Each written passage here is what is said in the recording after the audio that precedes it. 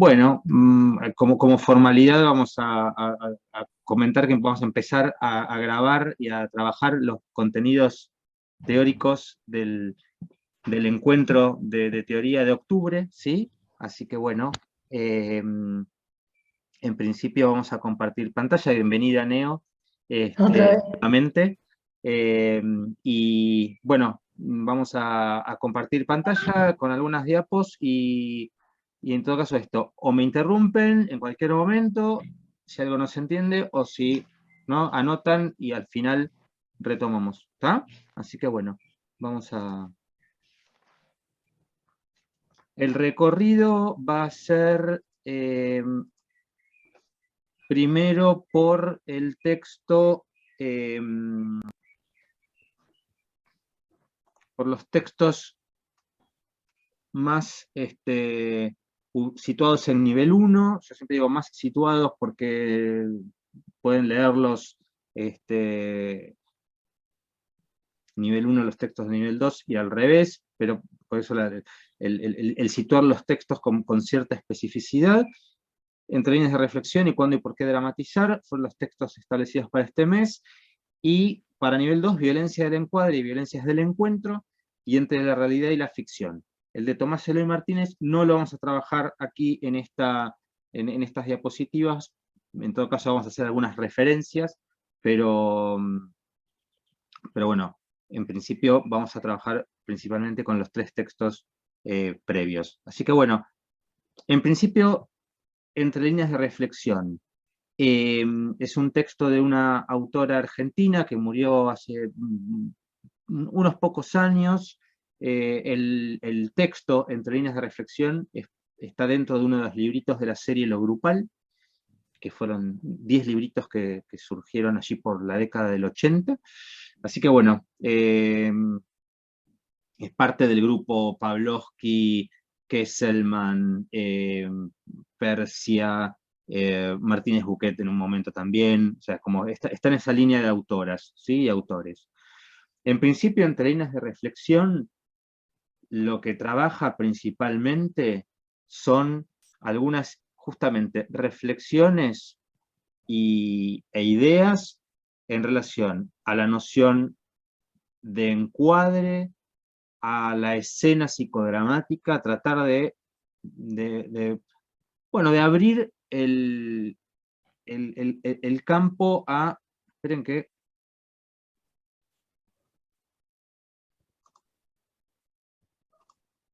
Se cerró esperen, ¿eh?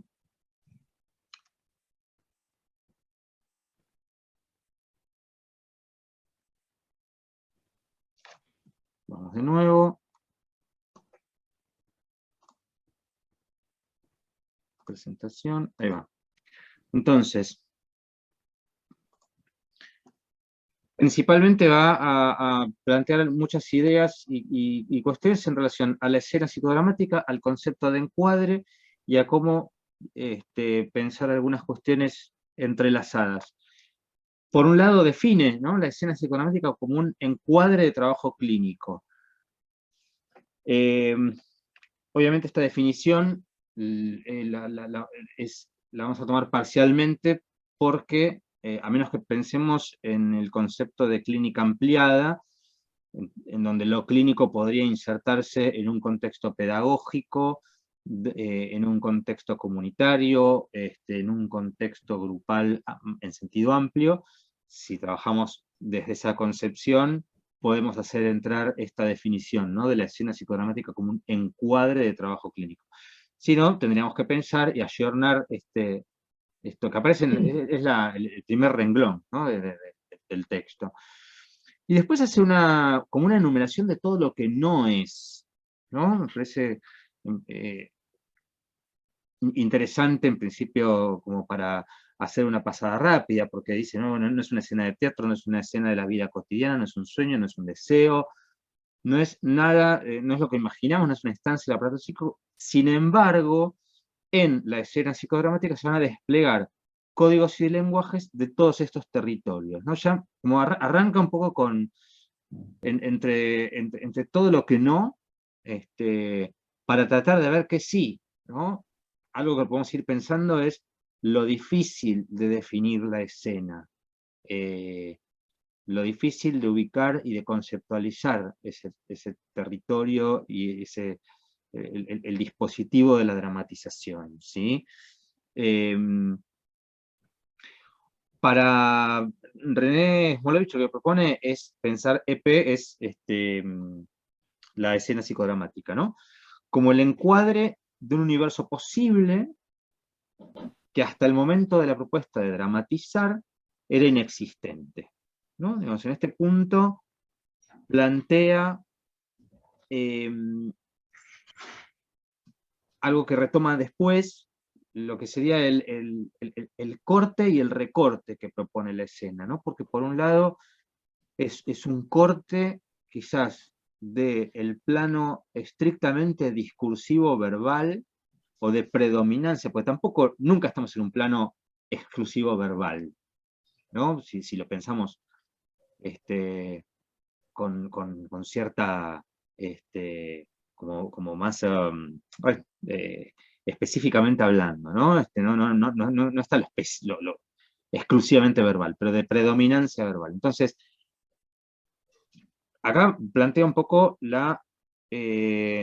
el corte que se plantea al definir y delimitar un espacio dramático y pasar a la instancia de la dramatización propiamente dicha, ¿sí? No la dramatización o el concepto de escena en sentido amplio, sino la dramatización psicodramática. Me salteo esto del propio cuerpo y voy a donde dice que la escena psicodramática traspasa el relato previo, lo transgrede, ¿sí? Y yo acá les quería compartir algo que plantea Dalmiro Bustos en relación al fenómeno de doble inscripción, porque hay por lo menos dos grandes modos de iniciar y trabajar una dramatización, que uno es el relato previo, contar en dónde estaba, qué hacía, con quién, qué se dijo, y aclaro, asterisco, no es que no hay una versión o una modalidad mejor o peor que la otra, ¿sí? Pero me parece importante que las conozcan, en todo caso las tengamos presentes para ver cuándo cada una, o por qué elegir una y no la otra en determinados momentos. Porque acá lo que plantea Smolovich es el relato previo a la escena es traspasado, es transgredido por la dramatización. Y esto, cuando la dramatización se efectúa y se entra a jugar en el como si, en general sucede. En general sucede que el plano de la dramatización enriquece, amplía, transgrede, complementa, suplementa lo que podía venir en el relato previo. Lo del fenómeno de doble inscripción, Dalmiro Bustos lo plantea en relación a la doble inscripción sería la inscripción verbal y la inscripción dramática.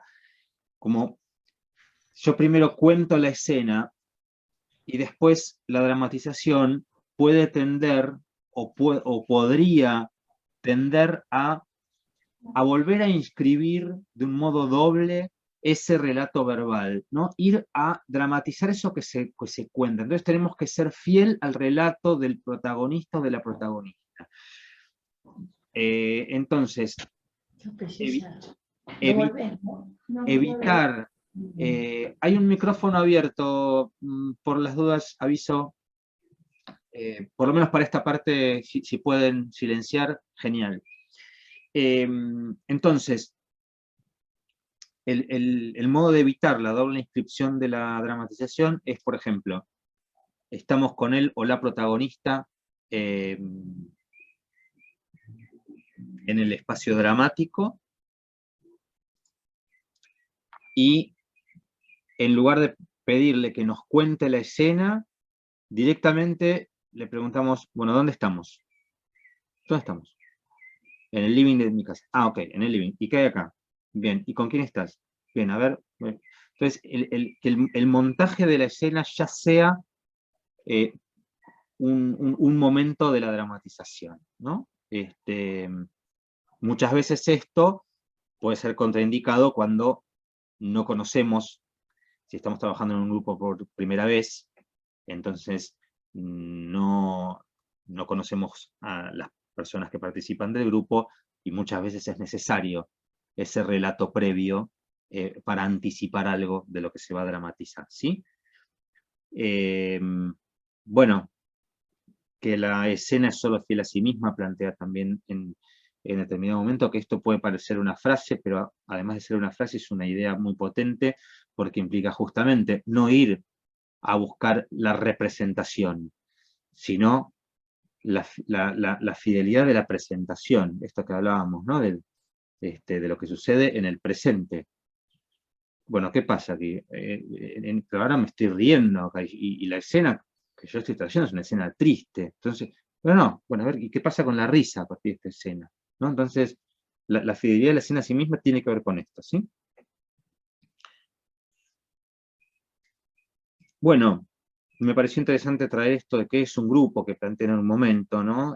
Y ella plantea que un grupo no es un conjunto de subjetividades, sino que un grupo son subjetividades produciendo subjetividades en tiempo presente. Fíjense la insistencia del presente, dicho en estos términos, que remite claramente al aquí y ahora moreniano, ¿no? Y nosotros agregamos en tiempo presente y en presencia, porque justamente una grupalidad requiere de cierta presencia para en todo caso después lanzar los fenómenos imaginarios, los fenómenos de representación, cómo anida un grupo en el espacio psíquico, etcétera, varios, ¿sí? Pero la presencia es un factor clave. Bueno, plantea también esto, ¿no? Pensemos que cuando hablamos de encuadre, en el texto de René Caes que planteamos para nivel 2, René Caes plantea primero, ahí en los párrafos iniciales, el concepto de encuadre en francés viene justamente del término cadre, que vendría a ser cuadro o marco, que en francés marco o encuadre usan la misma palabra. Fíjense, ahora caigo en la cuenta que también hablamos de Francis Bacon, el pintor, ¿no? Entonces, el marco es lo que delimita cuál es el espacio donde está la pintura y, cuando no, y lo que es el resto, ¿no? Donde pintura, no pintura, podríamos decir un poco así, un poco a lo bruto. Entonces, bueno, el encuadre lo que marca es una delimitación, son delimitaciones, son pautas también, son normas también, pero lo que nos interesa quizás trabajar es quizás las otras conceptualizaciones y las otras funciones del encuadre, ¿no? Que en el texto de Caes se los recontra recomiendo a todos, todas, nivel 1, nivel 2, con las dificultades que plantea el texto también, pero es como un texto que hay que darle un tiempo. Y si no se entiende algo, pasar y seguir, porque tiene muchas cuestiones muy interesantes. Vuelvo. Entonces, Smolovich plantea que cada intervención que realizamos en un grupo va marcando un límite y va marcando un recorte, ¿no? Y a la vez dice, bueno, las técnicas dramáticas, la finalidad es proponer nuevos recortes que a la vez sirven para explorar, apuntando a distintos blancos. O sea, en cierto modo hay una cosa paradojal que son recortes que abren, ¿no? Es focalizar y recortar para abrir y expandir, ¿no? Pero en ese universo de posibles, una técnica o una intervención técnica es siempre un recorte, es siempre una parcialidad necesaria, ¿no? Y que muchas veces no responde a un saber previo o saberes previos que permiten producir novedad en ese tiempo presente, ¿sí? me gustó mucho reencontrarme con esto que plantean, ¿no? Nos interesan los pasajes donde las palabras hacen cuerpos y los cuerpos hacen palabras, porque plantea en varios momentos, no se trata de la dicotomía excluyente entre cuerpo versus palabra, ¿no? Verbal versus gramatización, no, sino la interrelación de esas dimensiones. Bueno, hasta aquí el texto de Smolovich. El otro texto que planteamos para nivel 1, se acaba de cerrar la puerta con el viento, es la clasificación de escenas que realizan Tato Pavlovsky, Martínez Buquet y Fidel Mocio en el libro ¿Cuándo y por qué dramatizar? ¿Sí? Bueno, veníamos del encuadre, de conceptualizar la escena, nos pareció que sigue cierta línea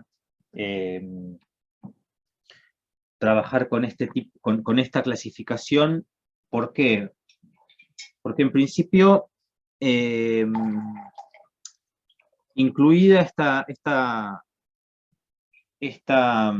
clasificación de escenas en un libro que se llama ¿Cuándo y por qué dramatizar?, justamente intenta dar cuenta del cuándo, por qué y para qué, ¿no? Entonces, en realidad más que al por qué, el para qué, podríamos decir. Entonces, vamos a hacer una mención rápida y ya vamos a pasar por distintas diapositivas donde vamos a detenernos un ratito en cada tipo de dramatización, ¿sí? Les recuerdo, cualquier duda, pregunta, pueden abrir micrófono y me interrumpen, porque si no, yo avanzo, ¿sí? Entonces, bueno, ellos plantean la dramatización explorativa. Dentro de la explorativa aparece la dramatización prolongada, o una dramatización imaginativa, dramatización descriptiva. Ahora vamos a ir a ver qué plantea cada una, ¿sí? Tenemos explorativa, descriptiva, expresiva, elaborativa, defensiva, demostrativa y de emergentes en la interacción. Para ir situando algunas cuestiones. Nosotros en líneas generales en nuestra formación trabajamos principalmente con escenas explorativas, ¿sí? Las escenas explorativas pueden devenir escenas elaborativas en un contexto de la formación, puede ser, no es lo que vamos a buscar, ¿no? Porque, digamos, una escena elaborativa vendría a ser una escena que deviene en algún tipo de procesamiento, articulación de afectos, aspectos ideativos, la historia de quien dramatiza, etcétera, varios. Pero una elaborativa en un contexto de formación, en un contexto que no sea clínico psi, podríamos decir, o clínico propiamente dicho, puede producirse sin ningún inconveniente. Vamos a ver, el texto es también muy situado en la clínica y en la clínica psicológica, psicoanalítica. Entonces, donde veamos pacientes y algunas cuestiones técnicas, tenemos que ir viendo cómo pensarlas para otros territorios también, ¿sí? Pero la dramatización explorativa es para poner de manifiesto conflictos, síntomas u otras cuestiones que tengamos ganas de explorar en la dramatización, ¿sí? Podrían ser bloqueos, podrían ser, bueno, conflictos está dicho ahí, o cualquier otra cuestión que sea necesario explorar.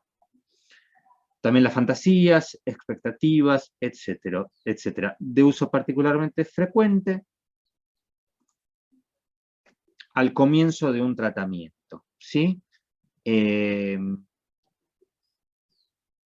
Bueno, la dramatización prolongada refiere a esto, ¿no? A una dramatización muchas veces propuesta por la coordinación, en donde la finalidad sería como desestructurar roles habituales estereotipados, y entonces ver, por ejemplo, no sé, imaginen, podría ser una situación imaginaria, como ser estar en un almuerzo y que el lugar es tomado por terroristas, y entonces, bueno, nos convertimos en rehenes y hay una situación X, o un viaje en barco y un naufragio, o, bueno, cualquier situación que implique algún tipo de desafío, de problema, esto sería la dramatización prolongada, ¿sí?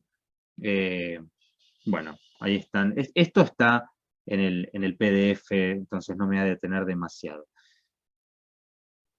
La dramatización descriptiva tiene que ver con esto, ¿no? Un relato dramatizado, como una especie de reconstrucción. Aquí estaríamos, por ejemplo, en el, no sé si en el lugar opuesto, pero esto que yo les comentaba de evitar la doble inscripción, ¿no? Aquí esto no sería un problema. Sería, bueno, a ver, esto que me estás contando, eh, a ver, mostrámelo psicodramáticamente, cómo es, ¿no? Describime psicodramáticamente cómo es cuando vos llegás a tu casa y te encontrás con esta situación que a vos te da bronca y no sabes qué hacer. Eh, entonces, bueno, eso sería una dramatización descriptiva. Dramatización expresiva es la que sirve para la manifestación del paciente y el grupo. Vehículo de la fantasía, individual o grupal. Esta eh, parte de esto que se desarrolla en este libro y en este resumen es posible de ser articulado con el artículo que trabajamos en relación a teoría de la escena. Uno de los autores es el mismo, Carlos Martínez Buquet, ¿sí? En donde la dramatización expresiva sería quizás la que más nos acercaría a, eh, a la escena latente vamos, tomando la terminología de esos desarrollos. Temporalmente son contemporáneos. El libro, teoría del el artículo y el libro donde se incluye ese artículo y están ahí,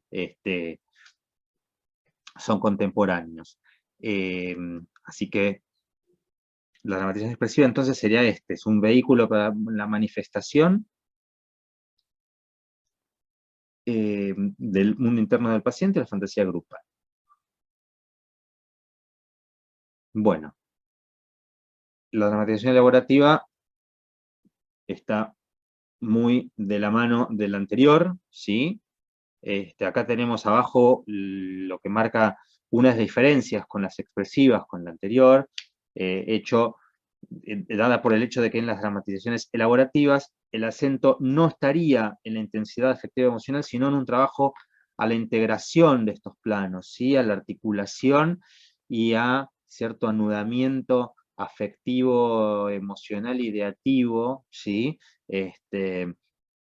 Donde, a diferencia del anterior, el acento estaría más en los aspectos emocionales o de las intensidades afectivas. ¿Está? Bueno, esto lo van a encontrar en el PDF, cualquier duda, pregunta, la trabajamos al final, las diferencias entre una elaborativa y una expresiva. La dramatización defensiva, esto es interesante tenerlo presente,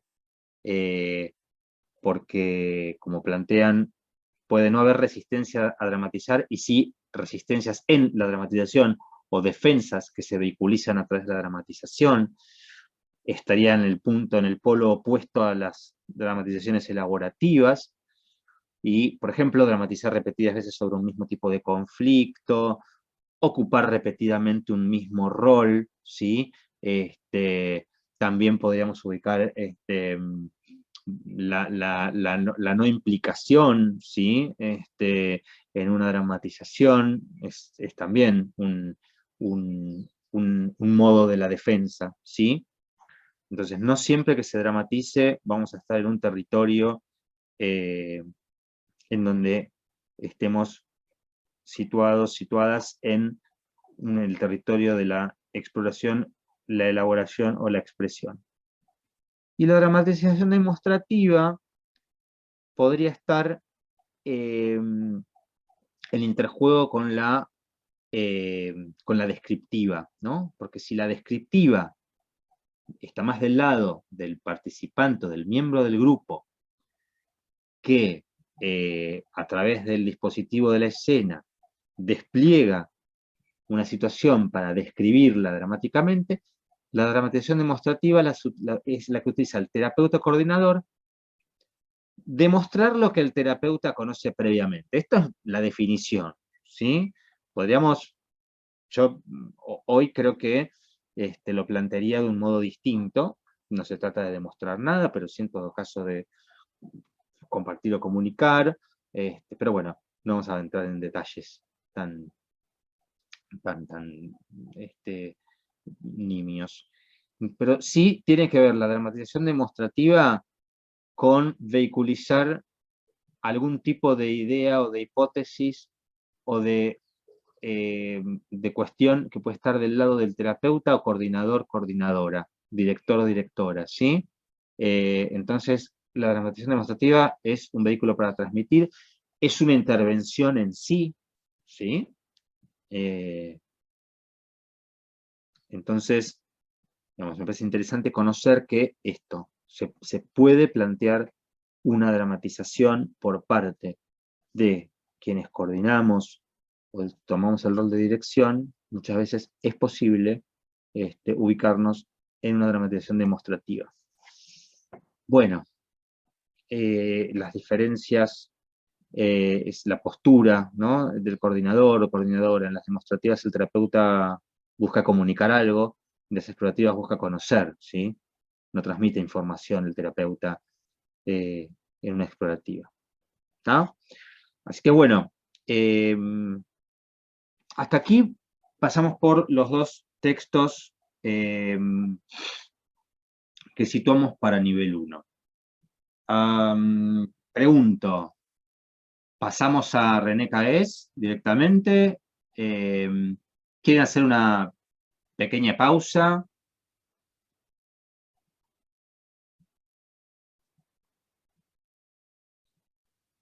¿Continuamos? Por mí seguimos. Bien, había aparecido la voz de Gonzalo. ¿Alguien más quiere?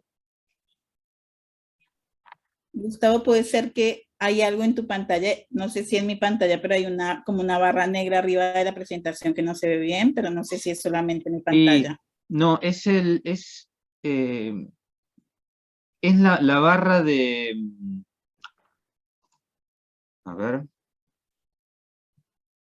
Sí, es la barra donde están los controles del compartir pantalla que no se oculta. En general suele ocultarse sola, no sé por qué, en este caso no lo hace, pero no se están perdiendo nada.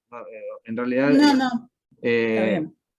es parte del título que queda ahí como, ¿no?, como tapado. Bueno, paso entonces, sí. Yo tengo una pregunta. Esta clasificación que hacen del tipo de escena, sí. A mí me suena como muy teórica. Digo, yo traté de pensar cuando lo leía en lo que habíamos trabajado en los talleres. Sí. Y la verdad es que a mí el límite entre una y otra, no todas, porque no todas las logré identificar, pero las que logro identificar como explorativas o demostrativas, a mí los límites es como que empiezo a pensar y digo, no, es demostrativa, no, es explorativa, no, es descriptiva. Digo, a mí por lo menos a lo mejor me falta todavía mucha formación, pero entonces se me ocurre pensar que esto puede servir como intención, pero me resulta muy difícil pensarlo en un propósito previo con mucha claridad para poder aplicarlo. No sé si me explico, pero... Yo creo que sos clara en lo que estás planteando y acuerdo en lo que vos planteás. Yo linkeo tu comentario con algo que yo planteo en el artículo sobre juegos dramáticos que está en nuestro libro. Yo en ese artículo hago una especie de clasificación de tipos de juegos y consignas y diversas cuestiones que son como una especie de, sí, de teorización o de clasificación en cierto modo muy artificial o muy, o por lo menos, digamos, algo que sirve a los efectos de conocer y teorizar y en todo caso poder saber y conocer. Por ejemplo, la clasificación de escenas nos puede servir, por ejemplo,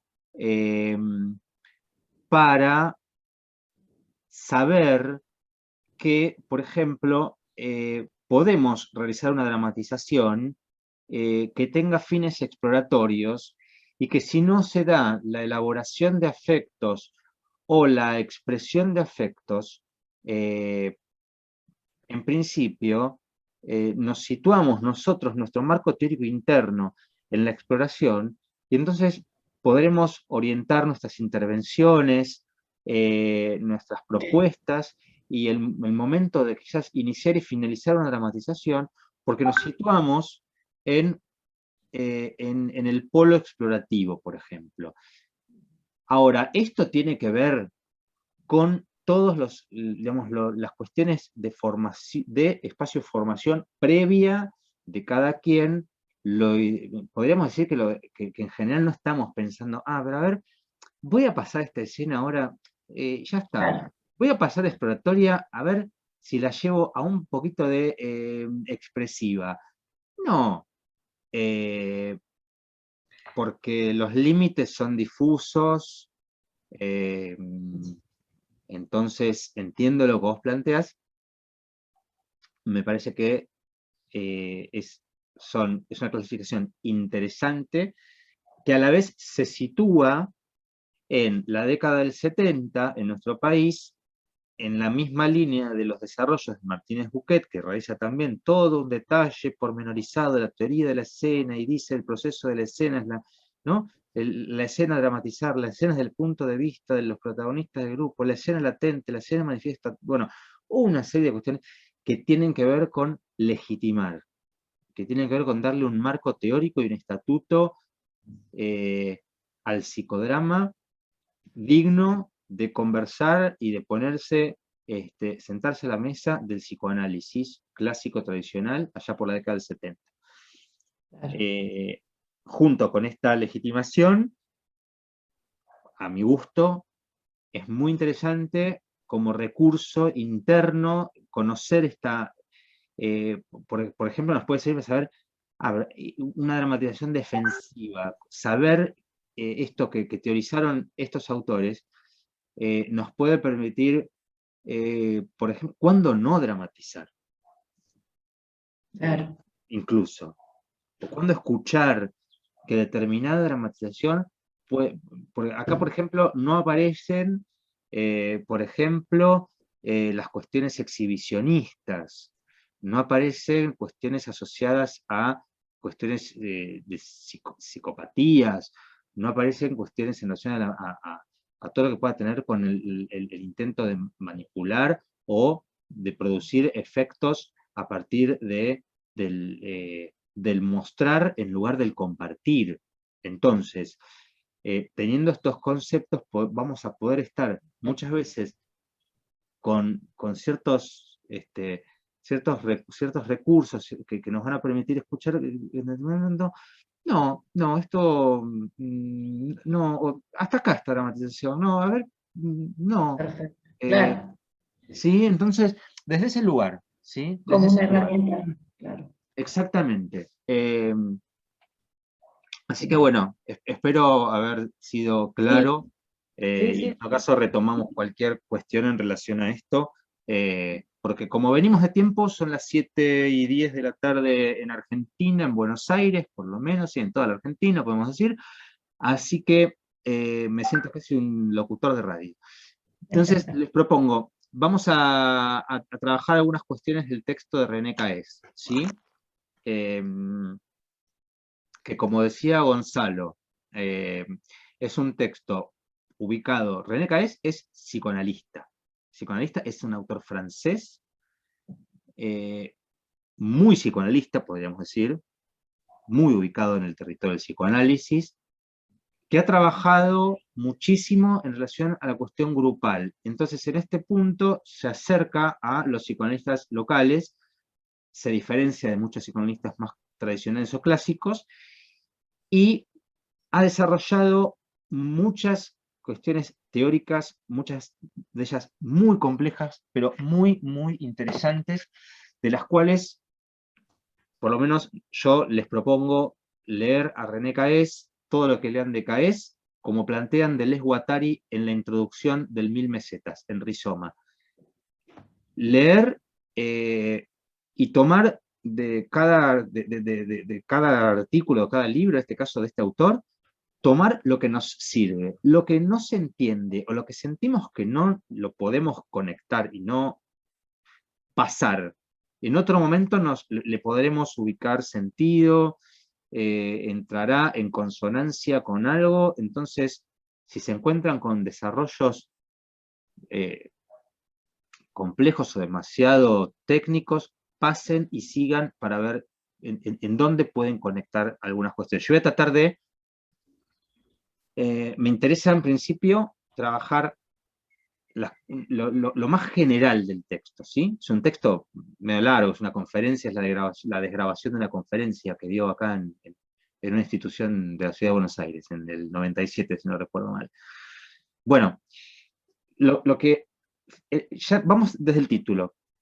El título plantea, es violencia del encuadre, violencias del encuentro. Entonces, en principio tenemos violencia en singular y violencias en plural. Esto ya nos marca una diferenciación. Cuando Caes dice, bueno, yo voy a trabajar con una distinción entre violencia primaria y violencia secundaria. Él está tomando los desarrollos de otra psicoanalista que se llamaba Piera Olanier, que muy esquemáticamente, resumiendo lo que planteaba Piera, hay una violencia primaria que es fundante, que es la violencia, esto lo trabaja en el libro La violencia de la interpretación, Pierre Olanier, en donde básicamente lo que plantea es el otro del bebé, el otro del recién nacido, en los primeros tiempos, en los tiempos fundantes, otorga sentido, interpreta signos, gestos, llantos, movimientos, miradas, todo tipo de manifestaciones corporales. Entonces, para resumir, uno podría decir la madre, ¿no? Como se decía. Ahora podemos decir, bueno, ese otro primordial, o esa otra primordial, lo que va a hacer es interpretar, sigo en Pierre Olanier, interpretar las diversas manifestaciones, darles un sentido, y esa interpretación primaria, que tiene una violencia porque se le impone, el bebé no tiene posibilidad de decir, no, miren, no, estoy llorando porque hace frío, no porque tenga hambre, no me no. Pero en el acto quizás de esa interpretación, y el acto quizás de darle la teta o darle una mamadera, también le da calorcito porque lo levanta. Entonces ahí se va produciendo el sentido, se va produciendo el anudamiento, y lo que se produce es psiquismo, ¿sí? Entonces, siguiendo estos autores, hay una violencia primaria que es fundante y una violencia secundaria, plantea Piera, que es la que desorganiza, que es la que rompe, la que podemos, en el sentido común, denominamos violencias, ¿sí? Entonces, René Caes toma esta clasificación y él dice, el encuadre el encuadre en cualquier cuestión grupal, o también bipersonal, ¿no? Cualquier encuadre, cualquier propuesta que marque algunas coordenadas, tiene una violencia primaria, que estructura. Por ejemplo, algo simple. Bueno, tener que reunirnos un viernes a las 6 de la tarde, o que esté la propuesta de reunirnos. Bueno, ya produce una violentación, podríamos decir. Nos impone, pero nos impone algo que en principio estamos eligiendo, algo al cual podemos en todo caso bueno, llegar más tarde o avisar que no voy. Entonces saber que en todo caso, qué estará pasando en el grupo, bueno. Y a la vez se espera algo de nosotros al llegar a ese espacio que nos espera, ¿sí? Hay una anticipación. Digamos, la violencia tiene que ver con cierta anticipación que estructura. Entonces, esto, ¿no? Una de las formas de la violencia fundante tiene que ver con una anticipación de un devenir y de una forma, ¿sí? Entonces, allí estaría ubicada la violencia primaria. La violencia secundaria tiene que ver con esto, ciertas condiciones del encuentro intersubjetivo darían lugar a diversas manifestaciones de violencias, ¿sí? Esto sería como la idea principal del texto. ¿Está? Hay algún lugar por allí del texto en donde Caes propone, y por lo menos yo estoy muy de acuerdo con lo que él plantea, y acá este texto, por ejemplo, este texto interactúa, charla con el texto que trabajamos en el mes pasado, me parece, o el otro, el de la esencia de la dramática, por ejemplo, ¿sí? Ahí hay muchos puntos en común. Creo que ambos textos mencionan a José Blecher. José Blecher es el autor argentino allá por la década del 60, conceptualizó al encuadre de un modo brillante, y René Caes lo toma en algunos puntos al pie de la letra. Bueno, entonces, tenemos la violencia secundaria, dentro de un encuadre y de un contexto grupal particularmente. René Caes plantea que las condiciones del encuentro de más de uno, un encuentro grupal, un encuentro donde hay otros y otras y otros cuerpos, en principio moviliza ciertas ansiedades o ciertos movimientos regresivos y que pueden dar lugar a cierta desorganización, que una de las manifestaciones podría ser algún modo de la violencia, ¿sí? Entonces, vamos a pasar a la otra diapositiva. A ver. Bueno, ya vamos a las funciones. Entonces, teniendo en cuenta que un grupo puede ser, esto es un apartado que no lo traje acá a las diapos, pero hay una parte donde habla del grupo como función crisógena, o sea, de crisis, y a la vez simbolígena, ¿no? O sea, Caes trabaja mucho con frentes dobles, ¿no? Dice, bueno, el grupo puede ser un factor de crisis y de desestabilización, y también se puede convertir en un factor de simbolización y un factor que en cierto modo sea progresivo y no regresivo. ¿Qué marcaría o qué podría producir ese pasaje de lo crisógeno, del factor crisis al factor simbolígeno? Es el encuadre, ¿sí? Y voy a pasar rápidamente, esto lo van a encontrar en el texto, un poco la idea es, en todo caso,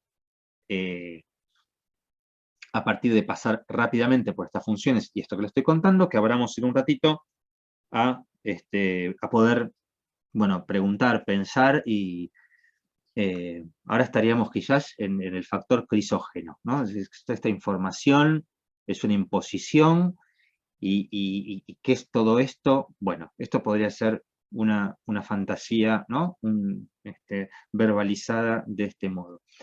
Bueno, entonces, 6 funciones del encuadre. Función continente, la primera función que plantea Caes, y acá toma al pie de la letra los desarrollos de Blecher, que acá si quieren volvemos sobre esto en algún momento, o entre encuentros, podemos ampliar un poquito más. Pero básicamente lo que dice Blecher es que en la función del encuadre es contener las partes psicóticas de la personalidad, y por psicótica no se refiere a una cuestión psicopatológica, sino a todas las partes fragmentadas, todo eso que queda como clivado, todo eso que queda como desconectado de... Y esto conecta directamente con toda esta cuestión de la ontogénesis que trabaja tanto el psicoanálisis, ¿no? de cómo se constituye un sujeto. Entonces puede ser muy específico, pero en principio el encuadre sería el receptáculo y el continente de las partes escindidas de las personas que forman parte de determinado dispositivo o encuadre, justamente, ¿sí? Entonces, el encuadre contiene esas partes, entonces ordena, ¿sí? Acá podemos pensar, si seguimos con las imágenes y la línea de la ontogénesis, sería el contener, el holding literal, lo que implica sostener a un otro, a un infans, y contener todas esas angustias iniciales que muchas veces el impacto es el caos en quienes soportan esas angustias. Y hay veces que no se pueden, que no hay un aparato psíquico que contenga, y nos encontramos con situaciones complejas.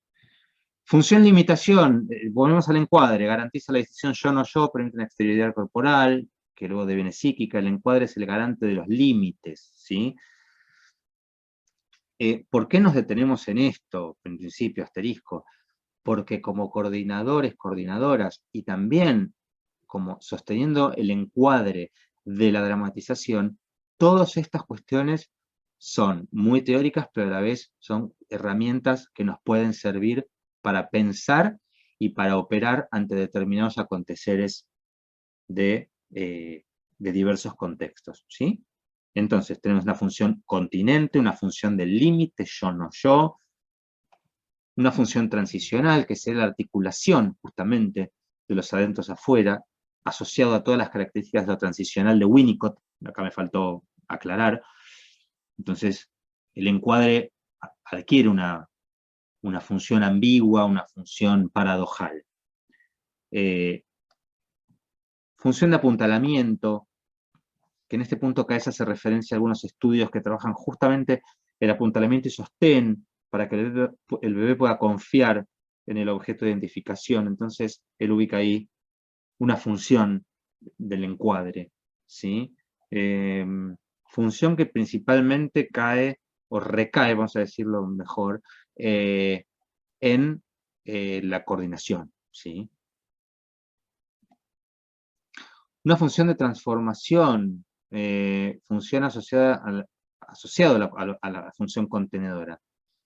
¿Qué se transforma?